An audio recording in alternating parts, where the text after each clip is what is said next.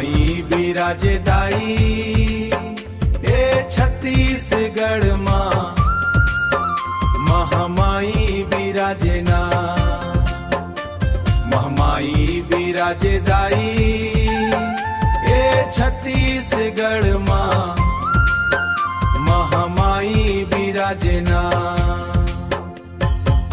रतनपुर माँ तहाँ बिराजे धन है भाग हमारे वो धन है भाग हमारे धन है भाग हमारे।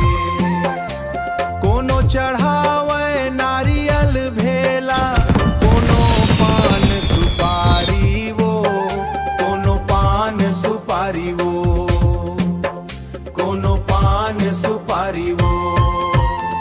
महामाई बिराजे दाई ए छत्तीसगढ़ माँ महामाई बिराजे ना। चरडोंगरी माँ तहाँ बिराजे चरडोंगरी माँ तहाँ बिराजे लिम के हावे छैहा वो लिम के हावे छैहा। तोर दया पाए बर माता परत हवन तोर पैया वो परत हवन तोर पैया। महामाई बिराजे दाई ए छत्तीसगढ़ माँ महामाई बिराजे ना। छत्तीसगढ़ के मयारू माता अमर है तोर कहानी वो अमर है तोर कहानी।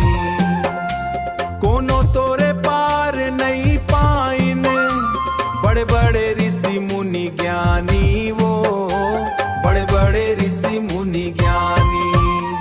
महामाई बिराजे दाई ए छत्तीसगढ़ महामाई बिराजे ना। महान भी के शीतल धारा पखारे तोरे पाँव पखारे तोरे पाँव। छत्तीसगढ़ के कोना कोना मैया वो तोरे ठाव दाई वो तोरे ठाव। सबके झोली भर दे माता सुख दे दे गाँव गाँव। महामाई